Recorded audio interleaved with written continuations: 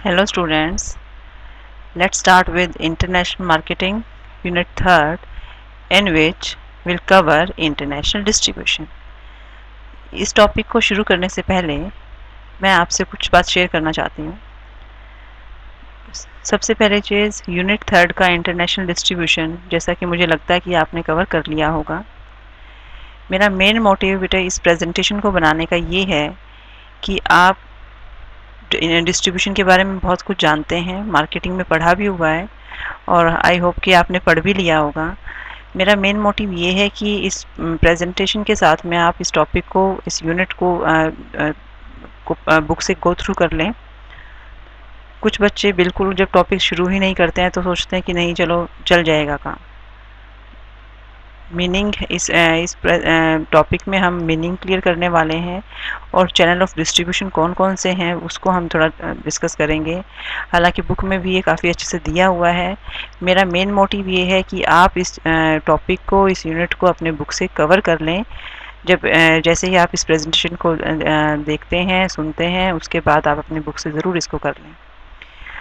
Secondly presentation English में है, but मैं इसीलिए ये रिकॉर्डिंग कर रही हूँ ताकि जो हिंदी मीडियम के स्टूडेंट हैं वो भी इस टॉपिक को समझ पाएँ।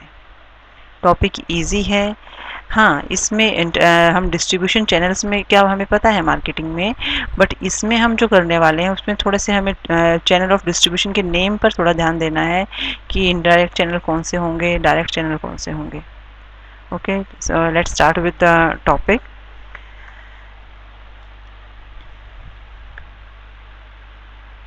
सबसे पहले हम बात करते हैं बेटा मार्केटिंग की। मार्केटिंग में हमने फर्स्ट यूनिट में प्रोडक्ट के बारे में पढ़ा, देन प्राइस के बारे में हमने पढ़ा और we all know that there are 4 P's in marketing. So third P क्या है? Third P is, first P is product, second is price and third is place. तो place means distribution, place is related to distribution. So international distribution में हम क्या पढ़ते हैं?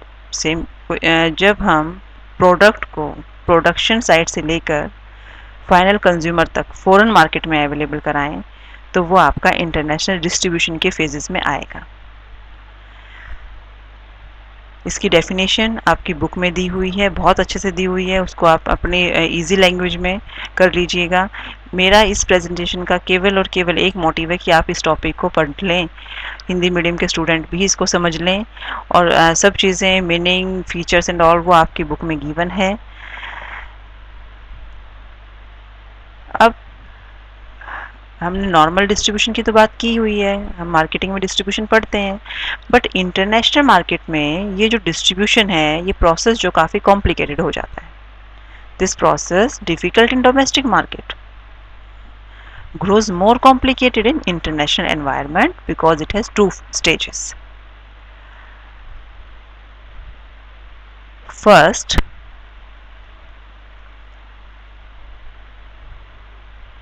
the international exporter must transport goods from the domestic production site to the foreign market and then establish methods of distribution for goods within the foreign country. दो stages हो गई इसमें कि सबसे पहले तो जो प्रोडक्शन साइट हम एक प्रोडक्शन हो रही है इंडिया में हो रही है, हम इंडिया से सामान फॉरेन मार्केट में भेजें, पहला स्टेप हो गया। फॉरेन मार्केट में फिर हम उसको डिस्ट्रीब्यूट करें विद इन फॉरेन कंट्री, हम अलग अलग मेथड से उसे डिस्ट्रीब्यूट करें, यही तो डिस्ट्रीब्यूशन में आएगा।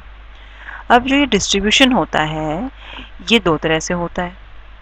अब सोचिए कौन से दो तरीके से होगा। ये आपका डायरेक्ट एंड इनडायरेक्ट चैनल से होगा डिस्ट्रीब्यूशन। अब डायरेक्ट चैनल क्या है, डायरेक्ट सेलिंग क्या है? We all know when goods are sold by the manufacturer to the ultimate consumer, that is direct selling, and when goods are sold through intermediaries to the final consumer, that it is indirect selling. अब इसमें भी मैंने कुछ meaning थोड़ा सा लिखा हुआ है, उसको आप पढ़ सकते हैं। यहाँ पर हम जब मैंने इसमें जो कुछ भी वर्डिंग जो यूज़ की हुई है वो फॉरेन या इंटरनेशनल मार्केटिंग को लेकर यूज़ की हुई है। So direct selling is employed when a manufacturer develops N overseas channel. अब यहाँ पर मैन्युफैक्चर सीधे सीधे मार्केट कंज्यूमर को सामान बेच रहा है फॉरेन मार्केट में, तो वो अपना एक चैनल वहाँ पर फॉरेन मार्केट में एस्टेब्लिश करते हैं। This channel requires that the manufacturer deals directly with the foreign party without going through an intermediary in a home country. Direct selling का मीनिंग आई थिंक आप सबको क्लियर होगा। तो डायरेक्ट सेलिंग का advantage क्या होता है? जो मेन जो एडवांटेज है डायरेक्ट सेलिंग का वो ये है कि हम मार्केट की सारी अपॉर्चुनिटीज़ को अवेल कर पाते हैं। मैन्युफैक्चरर का डायरेक्टली कंज्यूमर से कांटेक्ट होता है, मार्केट में कितनी डिमांड है उसको फुलफिल करने के लिए वो डायरेक्टली इन्वॉल्व हो पाएगा, सप्लाई कर पाएगा। कंज्यूमर को क्या प्रॉब्लम्स आ रही हैं, वो क्या चेंजेस चाह रही हैं, उनकी प्रेफरेंसेस क्या हैं, उन सब के बारे में उसे डायरेक्टली पता चल जाता है फॉरेन मार्केट में भी। बट डायरेक्ट सेलिंग की दिक्कतें भी हैं, problem number of problems is also there. सबसे पहली चीज़ मैन्युफैक्चरर को प्रॉब्लम में सबसे पहला आता है कि इंटरनेशनल मार्केटिंग में स्पेशली कि जो मैन्युफैक्चरर है he is unfamiliar with foreign market, so it is difficult to manage this channel. Moreover, this channel is time consuming and expensive. हमें अपना मैनेजमेंट रिसोर्सेज आउटलेट्स ओपन करने में लगाने पड़ेंगे, हमें मनी इन्वेस्ट करना पड़ेगा, हमें अपना टाइम भी इन्वेस्ट करना पड़ेगा in foreign market to develop direct channels, so it's expensive. तो मैन्युफैक्चरर कब तक डायरेक्ट सेल ना करे, जब तक कि उसकी सेल बहुत ज़्यादा नहीं है फॉरेन मार्केट में, तब तक ये उसके लिए बहुत महंगा होने वाला है। सो क्या करे फिर, वो इनडायरेक्ट चैनल्स को ऑप्ट कर ले, मतलब वो इंटरमीडियरी के थ्रू अपने गुड्स सेल करे। So what is indirect selling? We all know what is indirect selling. जब कोई मैन्युफैक्चरर अपनी सेल मिडलमैन के थ्रू करता है वो इनडायरेक्ट सेलिंग है। अब यहाँ पर इंटरमीडियरी कहाँ होगा? Sales intermediary is just another local or domestic channel for the manufacturer because there are no dealings abroad with a foreign firm. अब इसके लिए वो वहाँ के लोकल मिडलमैन के साथ कांटेक्ट करेगा, वहाँ इंटरनेशनल मार्केट में फॉरेन कंट्री में वो अपना डिपार्टमेंट सेट ना करके सेल के लिए वहीं की एक्सपोर्ट एजेंसी के साथ में वो कांटेक्ट कर ले, तो अपना सामान इनडायरेक्टली वो फॉरेन मार्केट में बेच पाएगा। इसके सबसे मेन फ़ायदा क्या होता है? एडवांटेजेस तो काफ़ी हैं। सबसे मेन इसका एडवांटेज ये रहेगा कि फ़ॉरेन मार्केट में जो उसको हमने डायरेक्ट सेलिंग में जो उसे दिक्कत आ रही थी कि फ़ॉरेन मार्केट का उसे कस्टमर का पता नहीं था, फॉरेन मार्केट के साथ वो फेमिलियर नहीं था, एनवायरनमेंट से फेमिलियर नहीं था, यहाँ पर वो दिक्कतें ख़त्म हो जाती हैं। ये ज़्यादा एक्सपेंसिव नहीं रहता उसके लिए, ज़्यादा कॉस्टली नहीं होता है, उसका टाइम कंज्यूमिंग नहीं है, टाइम सेव हो जाएगा, पैसे भी सेव हो जाएंगे, उसको अपने सीधे सीधे आउटलेट ओपन करने की ज़रूरत नहीं है। सो अब इसके बाद हम बात करते हैं कि इंटरनेशनल मार्केटिंग में अब चैनल्स डायरेक्ट और इनडायरेक्ट में आते क्या क्या हैं, ये थोड़े से अलग होंगे, उस पर ध्यान देना है। Type of intermediaries direct channel में क्या रहता है? Foreign distributor, foreign retailer, state control trading company and and user. Foreign distributor क्या है? जब वो मैन्युफैक्चरर के लिए ही फॉरेन कंट्री में एक स्पेसिफिक एरिया में डिस्ट्रीब्यूट करता है, ये एक फॉरेन फर्म होती है, उसको एक exclusive it is a foreign firm that has exclusive right to carry out distribution for a manufacturer in a foreign country. Foreign retailer क्या है? अगर हम अपने चीज़ को बेचने के लिए और मेनली हम जब फॉरेन रिटेलर की बात करते हैं, डिस्ट्रीब्यूटर में आप डायरेक्टली इंडस्ट्रियल प्रोडक्ट को भी सेल कर सकते हैं, बट जब हम रिटेलर की बात करते हैं तो हमारे माइंड में आता है कि जो कंज्यूमर प्रोडक्ट होंगे वो रिटेलर के थ्रू बेचेंगे।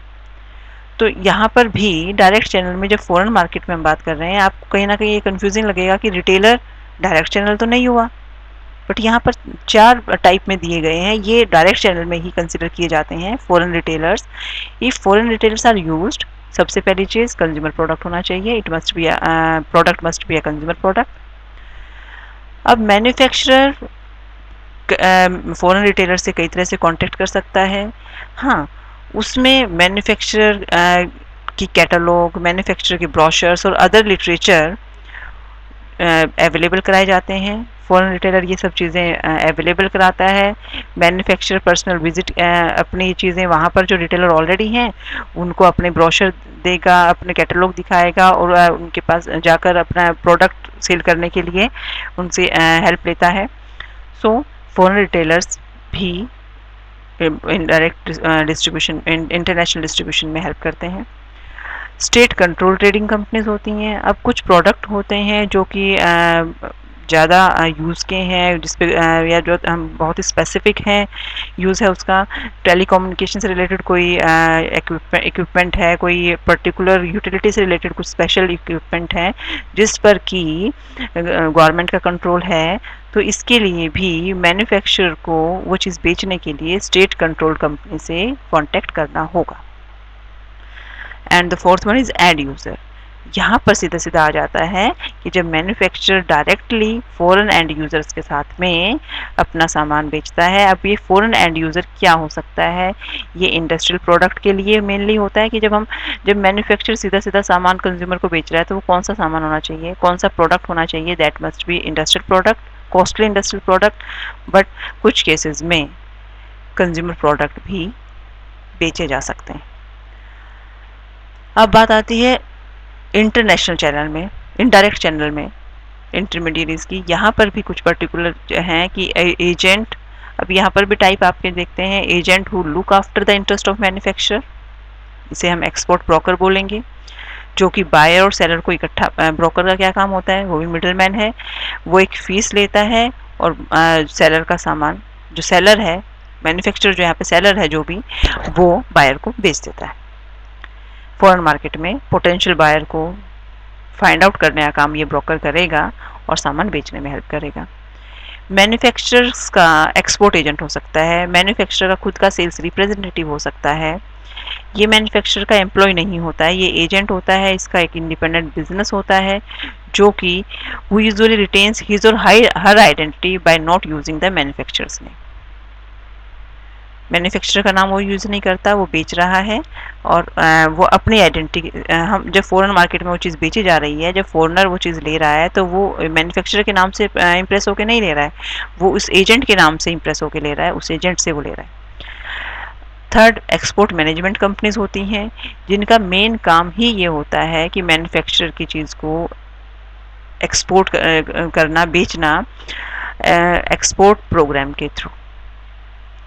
कोऑपरेटिव एक्सपोर्टर हो सकते हैं, जो cooperative exporter is a manufacturer with its own export organization that it retained by other manufacturer to sell in some or all foreign markets. Purchasing buying agent हो सकते हैं।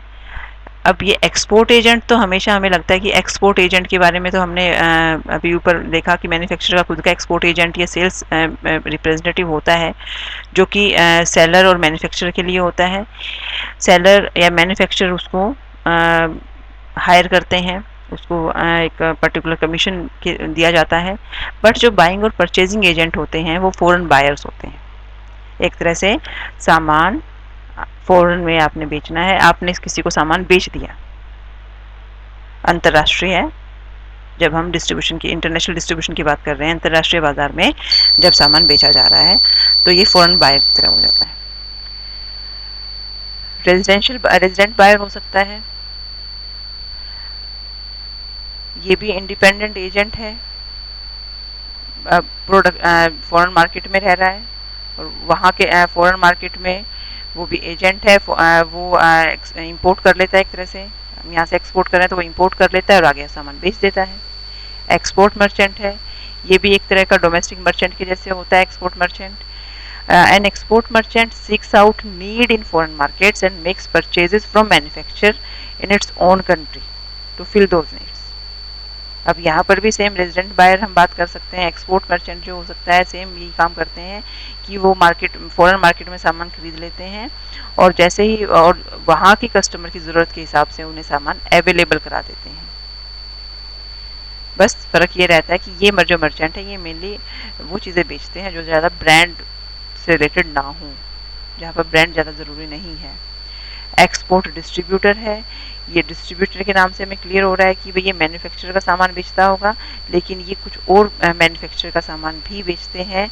तो इसमें जो डिस्ट्रीब्यूटर में this distributor is authorised and granted an exclusive marketing right to represent the manufacturer and to sell in some or all foreign markets। सभी foreign markets में एक ही जगह पर नहीं, अलग अलग कंट्रीज में वो सामान बेचने का काम कर रहा है। It pays for goods in his domestic transaction with the manufacturer and handles all financial risk. अब वो डिस्ट्रीब्यूटर है, उसने मैन्युफैक्चरर से सामान खरीद लिया है, सारे रिस्क वो बियर करेगा। एक तरह से मैन्युफैक्चरर का सामान बिक चुका है और अब आगे बेचने की जिम्मेवारी एक्सपोर्ट डिस्ट्रीब्यूटर की है। And the ninth one is trading companies. Trading companies, the buyers and sellers in the foreign market have no knowledge of each other and no knowledge of how to contact each other। तो यहाँ पर सबसे best रहती हैं trading company, जहाँ पर कि जब हमें नहीं पता कि हम किससे सामान खरीदें, हमें नहीं पता हम फॉरेन मार्केट में किसको सामान बेचें, तो ट्रेडिंग कंपनी इस गैप को फिल कर देती हैं। ट्रेडिंग कंपनी के थ्रू भी सामान बेचा जाता है। So that's all for today. This topic or international marketing will be continued in the next video also. So thank you very much beta, I hope you can understand the topic. Okay, thank you very much.